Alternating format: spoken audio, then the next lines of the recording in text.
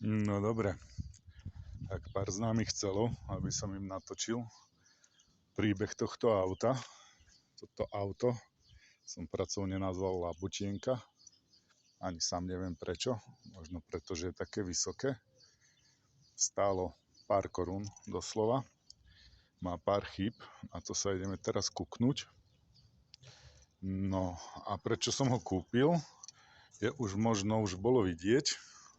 Chcel by som upriamiť pozornosť na jedny bočné dvere, ktoré sú tu.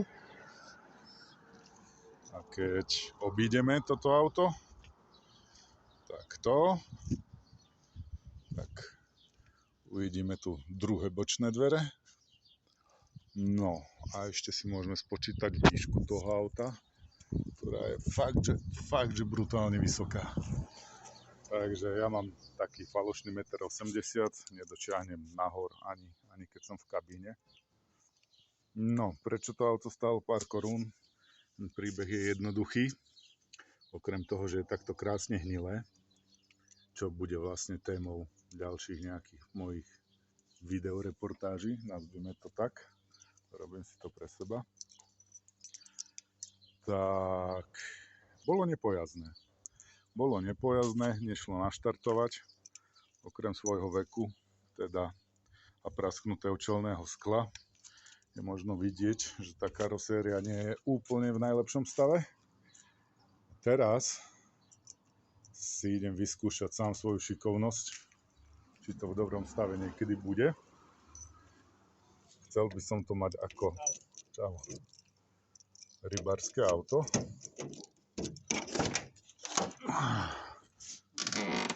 Tu môžete vidieť už pár plechov je kúpených.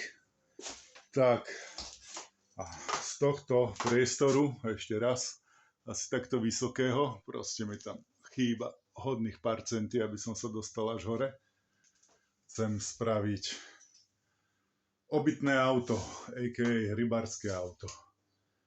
Takže idea je, že tu hore by boli napríklad postele, ktoré by sa zosunuli dole, keď sa ide spať, a vysunuli hore asi do tejto časti zadnej, keď sa spať nebude. Plus tieto dvoje bočných dverí, čiže tu je iba dvojmiestne, ale chcem chodiť aj s deťmi, čiže tu nejako prifláknem ešte dve stoličky. Toto zadnú stenu vyhodím, spravím otočné stoličky vpredu, aby sa dali natočiť smerom k nám. A tunak sa bude riešiť všetko ostatné. No, je to hudba budúcnosti. Teraz som vo fáze s touto dodávkou, že 1. Prekonali sme fázu 0. To znamená, že auto aspoň štartuje. Takže teraz ho treba nachystať na STKčku, aby to táto biela labutienka dáko zvládla. No, nie som si istý, to bol úplne pôvodným majiteľom tejto krásky, ale čo som si istý, že ma tu čaká teda pekný kopec roboty. Fú, je to teplo, toto okno viac menej padá, nie že sa spúšťa. Skúsime ho otvoriť, tu vidíte tú peknú prasklinu, to je ďalších 200 €, čo si to vyžiada. Ale teraz ideme na najzásadnejšiu vec, jak sa tam trafiť. Tak, no poď. Tak, vyšlapnúť spojku, zistiť, že je to iný kľúč. Tak ešte raz. Tak, nažhavíme. Ej, ide to. Tak, idem s tým dovnútra, za chvíľku sa ozvem. Tak čaute.